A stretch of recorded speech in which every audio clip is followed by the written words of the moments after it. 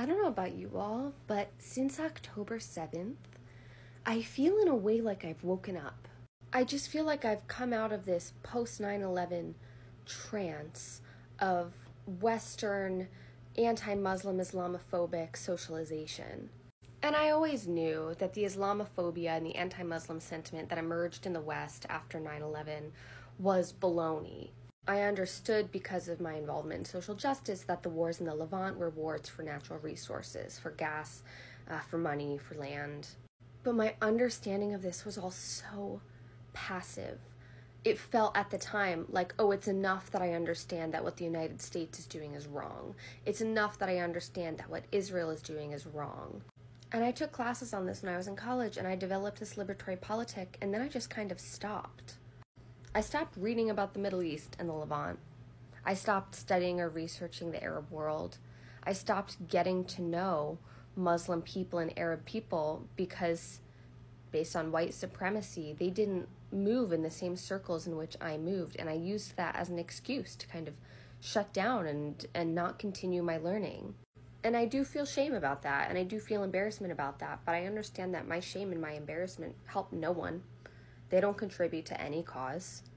And then October 7th happened, and it kind of lit a fire under my ass of like, girl, you have to go learn more. You have to meet more people. You have to interface with more people. And in the last few months, I have learned more about Arab culture, about the faith of Islam and the tenets of Islam, and how Muslim people treat other human beings.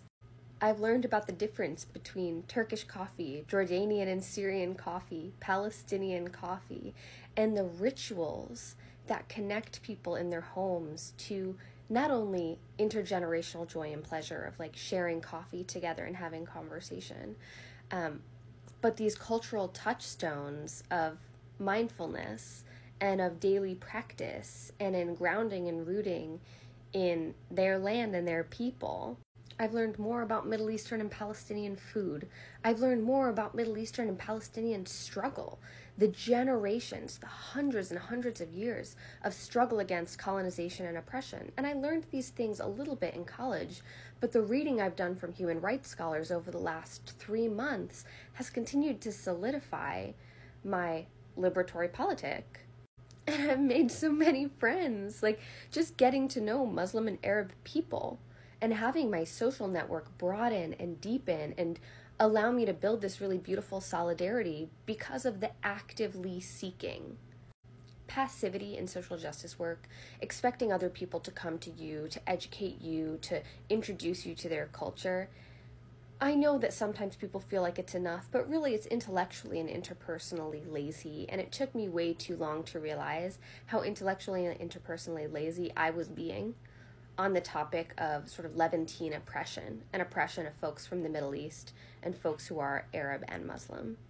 And not only is the beauty of learning about their culture, their beliefs, their rituals stunning and gorgeous and rewarding in and of itself, but selfishly, it's rewarding because of what it undoes in my kind of sick Western socialized psyche.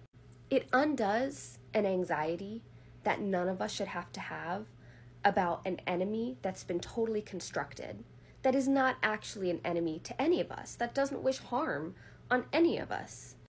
As a Jewish woman, being able to interrogate the enmity and the animosity that's proposed and presented between Jewish and Arab people as something natural, like meeting Arab Jewish folks, come on, meeting Palestinian Jews, it directly contradicts this positioning of us as adversaries. And that means I get to experience the comfort.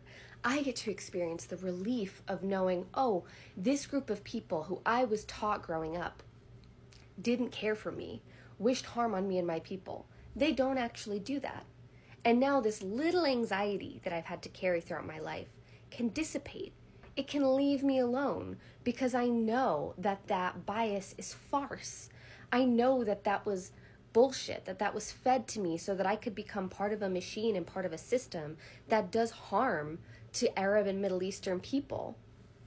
As always, free Gaza, free Palestine, free the West Bank, and the apartheid, and the occupation, and the genocide, and the bombardment of Gaza. And more than that, meet one another. Love one another.